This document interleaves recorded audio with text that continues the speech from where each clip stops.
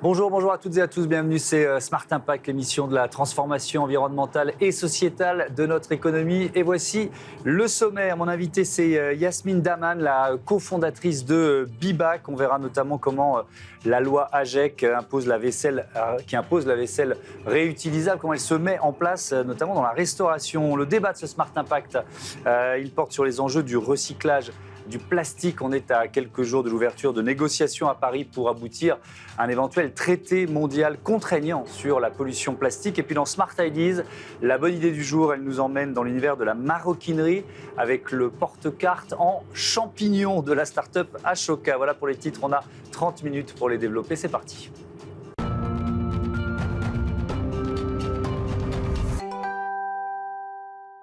Bonjour Yasmine Daman, bienvenue. Bonjour. Vous êtes donc la cofondatrice de la consigne BIBAC. Je commence par m'excuser pour le bruit de travaux dans les immeubles autour, mais enfin on fait avec, ça fait partie du folklore de Bismart de temps en temps. BIBAC, c'est l'ancienne Gringo que vous aviez fondée en 2018 avec Lucas Graffan. C'est quoi le principe de BIBAC? Racontez-moi. Alors BIBAC, qui est la contraction de Bring It Back, donc rapportez-le en anglais. Le principe est assez simple, c'est qu'on aide le secteur de la restauration de passer de l'emballage à usage unique à un modèle de réemploi. Sur le papier, ça a l'air simple, mais c'est tout un vieux modèle linéaire et assez simple sur lequel s'est développée la restauration qu'on vient bouleverser. Et donc nous, BIBAC, c'est la technologie qui va faciliter cette transition. Et donc, on a plusieurs blocs dans notre technologie. Déjà, l'objectif, c'est de mettre en place des process opérationnels simple pour le staff qui doit se restructurer. Donc, il y a du lavage qu'il n'avait pas. Il y a des poubelles différentes qu'il n'y avait pas avant, etc. Et deuxièmement, l'objectif, c'est également de mettre une expérience ludique, de proposer une expérience ludique pour le consommateur qui est déjà perdu avec le recyclage. Et donc, on va lui rajouter un troisième flux. À qui on demande de rapporter les emballages qu'il a utilisés dans la restauration. Est-ce que vous diriez, parce que vous avez changé de nom, qu'avec Gringo, vous étiez un peu en avance, quoi, parce que des fois, il y a des bonnes idées, mais qui ont un peu de mal à décoller. Alors, on est arrivé tôt, certes. On a dû évangéliser quelque part le marché. Les citoyens qui, finalement, en 2018, ne voyaient pas trop l'intérêt de la consigne, et les industriels encore moins, parce qu'ils étaient assez confort avec le plastique et l'emballage jetable. Et donc, nous, on est passé par plusieurs étapes. On est passé par une étape donc, de sensibilisation, d'évangélisation. Deuxièmement, notre solution était beaucoup plus large qu'aujourd'hui. Aujourd'hui, on s'est verticalisé sur la technologie. Avant, on s'occupait du lavage, du sourcing des emballages, toutes les activités liées à la chaîne de valeur du réemploi. Aujourd'hui, bonne nouvelle, 5 ans plus tard, il y a une loi AGEC qui est passée au 1er janvier 2023. Il y a énormément d'acteurs qui se sont comme nous verticalisés. Donc beaucoup proposent du lavage, beaucoup proposent énormément d'emballages innovants et réutilisables. Et du coup, on a pu innover, à proposer une grande profondeur finalement sur la partie tech de notre solution. La loi AGEC, applicable, donc vous l'avez dit, depuis le 1er janvier dernier, ça change quoi? C'est-à-dire tout le monde s'y met, il y a des géants du secteur qui ont pas le choix et qui justement viennent vers vous en disant faut nous aider, faut qu'on rende tout ça opérationnel, efficace. Alors déjà, que dit la loi? Finalement, c'est que pour une enseigne qui propose plus de 20 places assises, qui, elle, doit supprimer l'emballage jetable pour la consommation sur place.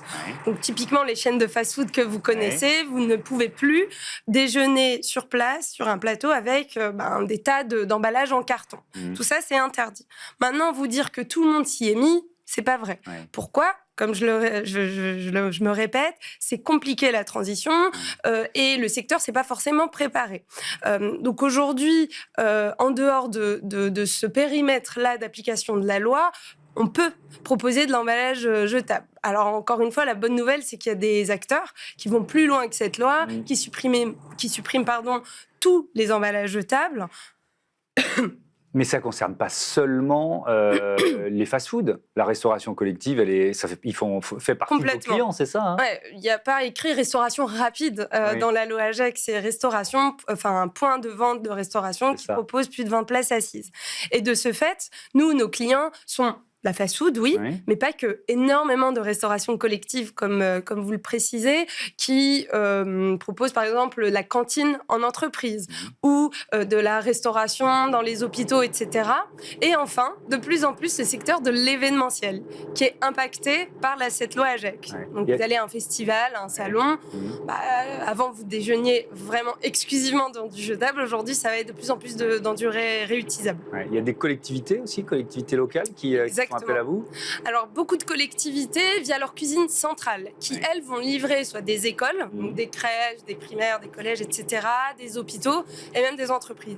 Eux ont été touchés par la loi AGEC il y a même avant, mais encore une fois, c'est très compliqué de bouleverser un modèle qui, en plus de ça, est en livraison. Alors là, on est côté, on va dire, restauration, mais alors côté client, comment ça marche? La consigne, c'est, nous, on ne l'a pas trop connu, mais nos parents, évidemment. Les consommateurs, ils ont un intérêt à rapporter les emballages. Quel système vous avez proposé? Alors, déjà, Bibac, ce n'est pas que de la consigne. La première chose qu'on va faire, c'est d'apporter de la data à nos clients restaurateurs, via des puces QR code ou RFID qu'on va coller sur le contenant. Donc, via cette data, on va leur dire plein de choses et notamment, on va quantifier les pertes et le localiser. Leur dire, voilà, tous les jours, McDo, KFC, Burger King, vous avez 20% de pertes qui sont soit dans la mauvaise poubelle, donc les consos ont mis l'emballage réutilisable dans la mauvaise poubelle, ou soit ils les ont emportés. Donc ils les ont pris à la maison. Et donc de là, on va quelque part designer un modèle qui va inciter le conso à rendre correctement son emballage. Donc ça peut être de la consigne, mais ça peut être de la gratification, par exemple. J'achète mon burger, mon plateau, et au moment où je dois rendre ma vaisselle réutilisable, je sais que j'ai quelque chose à y gagner. Et du coup, je vais m'orienter naturellement vers la bonne poubelle. Après, je peux aussi m'orienter naturellement vers la bonne poubelle si je dois récupérer mon temps de ma consigne. Plus quelque part, on va dire... Qu'est-ce qui est le plus efficace? C'est la consigne. Récupérer des sous, oui, évidemment. Mais quand même, vous jouez sur le côté ludique? Oui, parce que, encore une fois, nous, on est des facilitateurs de cette transition. Donc, la conduite du changement va prendre du temps et on n'a pas envie qu'elle soit douloureuse non plus pour le consommateur, surtout en pleine période inflationniste. Donc, du coup, l'idée, c'est de se dire, finalement, mettre un emballage réutilisable dans la bonne poubelle, c'est pas si compliqué et c'est encore plus fun si j'ai quelque chose à y gagner. Ça représente combien de déchets évités grâce au principe, au service et aux consignes Bibac? Il me semble que c'est 150 millions de tonnes d'emballage en moins pour le secteur de la restauration. D'accord. Le principe en général, le principe de la consigne et la mise en œuvre de la loi. Je reviens sur les services que vous proposez. C'est une plateforme numérique, en fait, Bibac, pour les restaurateurs. Exactement. Donc, ils trouvent quel type de services et d'infos? Alors, il y a deux parties. Une partie vraiment data. Donc, vous allez voir des indicateurs de performance, d'inventaire. Donc, pour gérer leur stock, donc on fait des inventaires dans les zones d'intérêt, la plonge, le stock, etc. Donc c'est un gain de temps énorme pour le restaurateur. Deuxièmement, je vais quantifier la perte et donc je vais estimer la rentabilité économique du modèle. Et enfin, le deuxième bloc de cette plateforme numérique, c'est le flux de remboursement lié à la consigne aux gratifications. Sur 100 ventes que vous avez réalisées aujourd'hui, combien ont retourné leur emballage?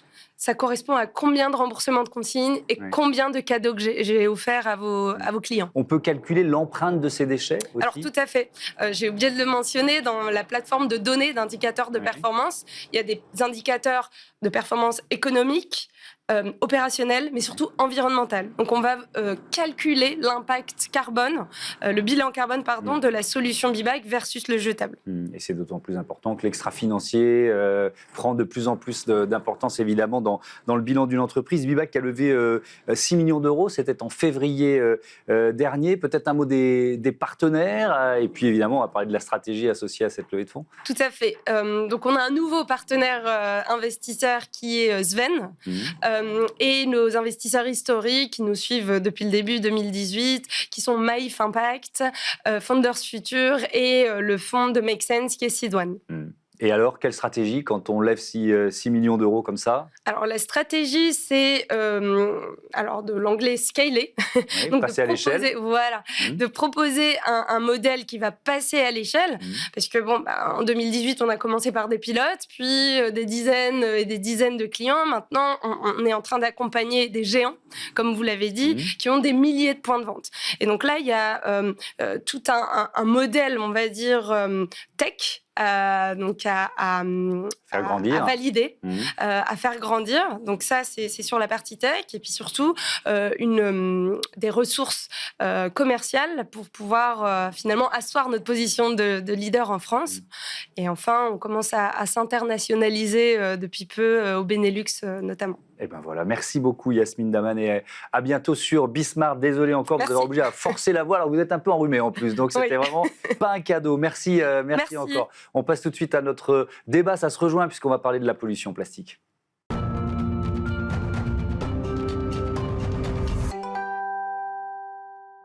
Le débat de ce Smart Impact avec Sven Sora. Bonjour, bienvenue. Bonjour. Vous êtes directeur adjoint en charge du recyclage et des plastiques chez Veolia. Estelle Mabon-Escande, bonjour. Bienvenue à vous aussi. Vous êtes membre de l'association Fort Récup. C'est quoi Fort Récup, en quelques mots? Fort Récup, c'est une association d'urbanisme transitoire. On redonne vie à des espaces qui sont délaissés en y apportant en fait toutes les dimensions de la transition écologique. Voilà. Et vous accompagnez les entreprises? Il y a des entreprises qui viennent dans vos lieux, dans vos locaux? Tout à fait, on a un espace événementiel et puis on propose des team building qui vont permettre d'aborder toutes les notions, la sensibilisation sur le plastique, les déchets, la végétalisation, etc.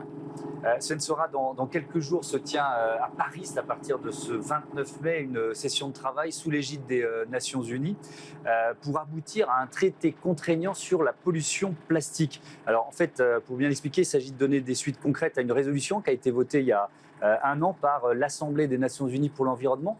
Qu'est-ce qu'on peut en attendre? C'est quoi les enjeux de ces sessions et d'un éventuel traité? Oui, en effet, donc c'est un événement important parce que c'est international. C'est pour la première. On a beaucoup de réglementations à l'échelle européenne. Là, l'idée, c'est vraiment d'avoir un impact mondial. Et on sait qu'il y a beaucoup de fuites vers l'environnement qui peuvent se passer dans des pays qui n'ont pas d'infrastructure aujourd'hui de collecte de déchets. Ouais. Et donc, l'objectif de ce congrès, c'est d'arriver à un traité qui va engager des pays à prendre des mesures pour éviter les fuites de plastique dans l'environnement. Traité contraignant, je disais ça, c'est important le mot contraignant parce que on a été déçus dans le passé. Est-ce que vous pensez vraiment qu'il y a une volonté politique internationale, puisque c'est ce à quoi on est en train d'assister, pour vraiment réduire la pollution plastique? Je l'espère. Je pense que les impacts sont très visibles. Le plastique les déchets de plastique sont vraiment un enjeu de recyclage très important, très visible, avec beaucoup d'engagement citoyen, parce qu'on voit la pollution tous les jours. On voit la pollution dans les mers, on voit des animaux empêtrés dans des produits en plastique. Donc c'est un impact extrêmement visible. Et je pense que c'est ça qui donne toute cette motivation autour du sujet. Cette pollution plastique, Estelle Mabon-Escande, fléau planétaire. Est-ce que vous, dans les sessions que vous organisez, vous évangélisez, entre guillemets, avec des informations sur l'impact sur l'environnement, le lien entre pollution plastique, impact sur l'environnement? Quelles données vous avez? Quelles informations vous faites passer? Alors effectivement, on peut l'avoir à plusieurs niveaux. Il y a d'abord un peu cette logique de se dire faut surtout pas déjà juger ni moraliser. Il faut plutôt arriver à une réflexion et une prise de conscience. C'est ça qui va amener un véritable changement de comportement. Moi, je travaille beaucoup sur la règle des 5 R, c'est que ça vous parle, qui, on va dire d'abord je dis non, je refuse. Ensuite, je réduis, je réutilise, je recycle. Et pour tout ce qui va être déchets organiques, je rends à la terre. Voilà. Et donc là, on va rentrer dans une circularité. L'économie circulaire dont on parle souvent, évidemment, dans cette émission. Donc ça démarre d'abord par notre comportement collectif dans les pays occidentaux, mais un peu partout. Et c'est peut-être plus difficile à faire passer comme message dans d'autres pays? Oui, certainement. C'est tout un enjeu d'ailleurs, puisque finalement, on propose des produits, les entreprises proposent des produits, donc il est compliqué de dire non. Donc il y a vraiment tout un ensemble en fait, de mesures. On parlait un peu des 3 leviers qui vont être effectivement, on a chacun une voix en tant qu'habitants et citoyens de ce monde. On a aussi des entreprises qui ensuite ont une responsabilité. Et puis ensuite, on a un cadre législatif pour revenir justement à ce prochain traité. À ce prochain traité. Sven Sora, il faut traiter cette pollution plastique. Ça, je pense que c'est intéressant à expliquer, à détailler sur l'ensemble de la chaîne de valeur. Qu'est-ce que ça veut dire et qu'est-ce qu'on peut faire? Absolument. Et je pense que c'est intéressant de voir les positions relatives entre Forécup, qui est vraiment là pour motiver les citoyens à faire le premier geste consistant à ne pas jeter les produits dans la nature, mais à les mettre dans le système de collecte, et une entreprise comme la nôtre qui est là pour, d'une part, traiter les déchets, donc réduire les pollutions, éviter que ça parte dans l'océan, mais aussi derrière faire des produits industriels pour fermer la boucle et pour faire comme un produit comme j'ai ici. Alors ça, c'est quoi ça? Alors ça, c'est des granules de plastique recyclés qui ont été faits. Il faut montrer-les assez haut parce que sinon on ne les voit pas. Voilà. Qui ont été faits, donc ça ressemble un peu à des lentilles, et c'est un peu l'équivalent d'un produit industriel qui s'utilise de la même façon. Et donc, notre mission... C'est du plastique recyclé, c'est ça? C'est du plastique 100% recyclé. Là, il est coloré pour faire des pots de fleurs, par exemple. Donc, c'est destiné à ce type d'industrie. Et donc, voilà, l'idée, c'est ça, c'est de faire le lien entre ce qui était un déchet et ce qui va devenir derrière un produit industriel comme celui-ci, avec des spécifications industrielles qui sont contraignantes et qu'il faut respecter. Donc c'est ça, fermer la boucle. Et fermer la boucle, et donc rallonger la durée de vie d'un produit, parce que finalement c'est ça, on redonne vie à un produit. Combien de fois on peut redonner vie à un produit plastique? Alors ça, c'est une grande question. Difficile de répondre très clairement, honnêtement. Il y a beaucoup de littérature scientifique là-dessus. Ça dépend du plastique de départ. Exactement. Et ça dépend des produits qui sont à l'intérieur. Dans le plastique, il y a des charges additives, par exemple des colorants. Donc, moi, cette couleur, je ne sais pas l'enlever. Donc, de ça, je ne pourrais faire qu'un recyclé de la même couleur ou plus sombre. Donc, voilà, tout ça, toute la façon d'utiliser va donner le nombre de cycles qu'on peut avoir. Et alors, je parlais du comportement des consommateurs, pays par pays. Les solutions, il faut aussi les adapter pays par pays? Oui, alors je pense qu'en Europe, on a la chance d'être assez avancé en termes de gestion de déchets. Mais nous avons ouvert, par exemple, en Indonésie, une usine il y a 2 ans. En Indonésie, à l'époque, il n'y avait pas de système de collecte de déchets. Donc, il a fallu aussi créer l'infrastructure de collecte avec des personnes qui vont ramasser les déchets de plastique spécifiquement, qui, du coup, ont une rémunération pour ça. Et cette usine qui traite de 25 000 tonnes, finalement, il a fallu se procurer 25 000 tonnes de déchets de plastique qui, avant, n'étaient pas collectés. Et une partie d'entre elles partait clairement dans l'environnement. Donc l'intérêt de ce type d'usine, c'est aussi de réduire cette pollution des océans. Estelle Mabon-Escompte, quel type de session vous organisez à Forécup et comment vous faites passer le message? Alors à Forécup, c'est l'association qui englobe effectivement. Alors on a Plastic Palace qui est le projet que j'ai lancé en cofondation du coup avec Forécup. Moi j'interviens beaucoup en fait auprès de différents publics, mais dans les centres scolaires. On peut aussi intervenir dans les universités, dans les entreprises, même lors des événements grand public. Et moi, mon prisme, c'est vraiment de me dire, on va aller transmettre la compétence d'animation. On va aller former les encadrants, tous les publics, en fait, pour qu'ils forment ensuite et qu'ils sensibilisent leur public. Que le message se transmette. Exactement, ça s'appelle l'intelligence collective. Donc, en fait, ça permet de créer des communautés locales, engagées, et d'agir, alors on va dire petit pas par petit pas et multiplié par des millions, tels que l'ADN de Precious Plastic, je sais pas si ça vous parle. Mais le plastique, s'il y a autant de plastique sur la planète, c'est que c'est hyper pratique, quoi. Voilà, il n'y a pas de hasard, donc ça ne doit pas être si facile de lutter contre des décennies d'usage et de confort, d'une certaine façon. Et je dirais que ce qui est encore plus compliqué, c'est d'aller toucher les personnes qui ne se sentent pas concernées. Voilà, puisque c'est clairement ces personnes-là qui ne vont pas regarder qui vont pas venir aux conférences, qui ne vont pas regarder forcément toutes les émissions qu'il peut y avoir à ce sujet. Donc, comment aller les toucher? Et c'est notamment à travers leur lieu de travail, à travers toucher les enfants, bien sûr, qui sont l'avenir, et qui, eux, auront les clés pour décider de faire leur choix de consommation. Sven Sora, Veolia est présente un peu partout sur la planète. Je crois qu'il y a près de 40 usines de recyclage dans le monde. Ça représente combien de tonnes de plastique recyclé chaque année? J'ai vu presque 500 000 tonnes. 500 000 tonnes de produits de ce type-là. Produits 500 000 tonnes de ce type de granules qui sont 100% recyclés, qui ont eu l'intérêt de réduire les pollutions au départ grâce aux activités de collecte, mais qui ont aussi l'intérêt par rapport aux produits fossiles de représenter moins d'émissions de CO2, 70% de moins à peu près, et de préserver la ressource, puisque ça, c'est autant de pétrole qu'on n'a pas besoin d'extraire pour refaire des nouveaux plastiques. Évidemment. Et il y a aussi ce programme qui s'appelle Plastiloop. Plastiloop, c'est quoi exactement? Alors, Plastiloop, c'est une gamme de produits qu'on a mise en œuvre 40 usines, c'était 40 gammes différentes de produits. Donc, on a essayé d'homogénéiser tout ça pour être vraiment orienté client, c'est-à-dire par segment industriel, l'automobile, l'emballage, le textile, etc. Avoir des gammes vraiment spécifiques pour, comme ce que je disais tout à l'heure, avoir un produit qui répond à des spécifications industrielles. Il était produit par un déchet. On trouve absolument de tout et c'est un mélange de tout un tas de produits. Ouais. Et on en fait à la sortie un produit avec des spécifications industrielles. Donc, d'une certaine façon, vous aidez à peut-être pas créer, mais en tout cas à structurer une filière. Oui, absolument. Quand On vous a faites besoin ça, des c'est deux. ça On a besoin des collectes sélectives pour générer notre matière première à nous. Et on a besoin des industriels qui consomment du plastique pour derrière fermer la boucle. Ouais. Je reviens vers vous, Estelle Mabon-Escande. Le projet Plastic Palace dont vous avez parlé, c'est quoi exactement ? C'est un projet de sensibilisation à travers, donc vraiment c'est des programmes qui sont hybrides. On va avoir des parcours de jeux pour les adultes, pour les enfants. On va avoir des bandes dessinées qui vont faire perdurer l'action dans le temps, qui vont pouvoir être partagées, donc de sensibilisation notamment sur le plastique. Amener l'information, aller la donner dans les mains, aller toucher tous ces publics. Et donc Plastic Palace, c'est effectivement amener à une prise de conscience et booster le changement de comportement qui doit avoir lieu en parallèle effectivement aussi de tout le cadre législatif et des engagements d'éco-conception des produits.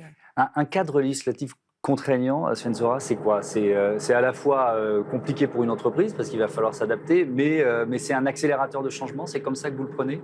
C'est des pays qui s'engagent à mettre en œuvre une réglementation chez elles. Donc, ils vont en effet à un moment contraindre les entreprises, mais c'est en effet aussi la possibilité de développer une industrie du recyclage qui aujourd'hui n'est pas suffisante. Et l'industrie du recyclage a l'avantage d'être locale, forcément, puisque c'est là où on génère le déchet qu'il faut la mettre en place. C'est de l'emploi local et c'est de l'emploi assez qualifié parce que c'est des technologies innovantes. Ça, je trouve ça vraiment passionnant parce que on évoquait la différence entre les pays occidentaux, les pays riches et puis les pays un peu moins développés. C'est un bon argument pour développer le recyclage dans les pays développés, ce que vous venez de dire. Tout à fait. Il y a une première étape qui doit se faire localement.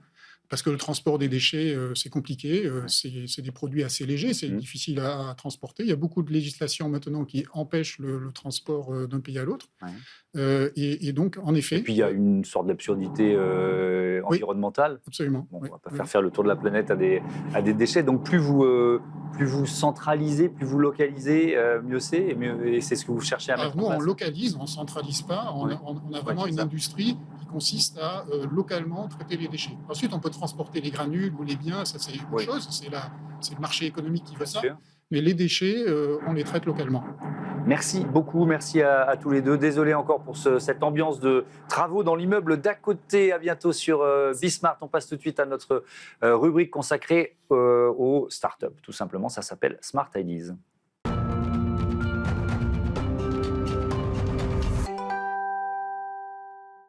Smart Ideas avec Gwenaëlle Ferlico, bonjour. Bonjour. Bienvenue, vous êtes la cofondatrice d'Ashoka, vous l'avez créé en 2018 avec Frédéric Vergoz. C'était quoi votre idée de départ, le déclic ? Racontez-moi. Le déclic, ça a été mon changement mon regard sur l'alimentation, sur la viande. Oui. J'ai arrêté de manger de la viande en 2017 et je me suis dit, si je mange plus de viande, ça me paraît logique de plus porter de cuir. D'accord. Donc j'ai commencé à regarder ce qui se faisait en maroquinerie, en chaussures et c'était assez compliqué de trouver des beaux articles avec à la fois un design et la qualité qui allait avec.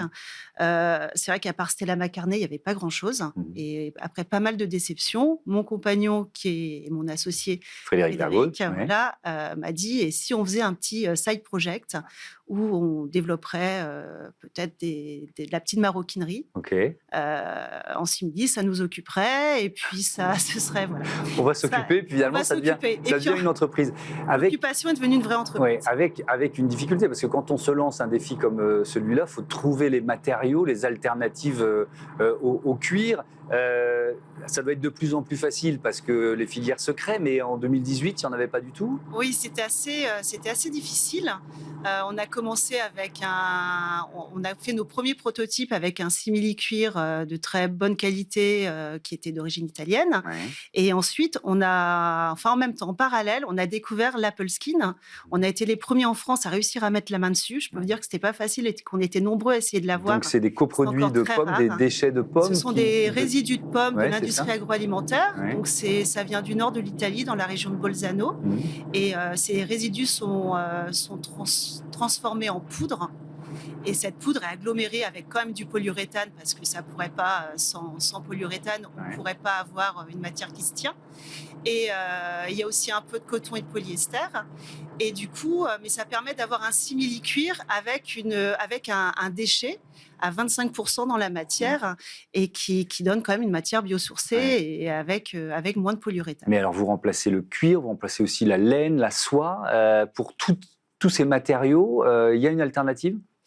Oui, aujourd'hui, il y a des alternatives. Souvent, ce sont des alternatives synthétiques. Alors nous, pour l'instant, on travaille pas avec de la laine synthétique, mais par contre, l'intérieur de nos sacs est en bouteilles de plastique recyclées, par exemple.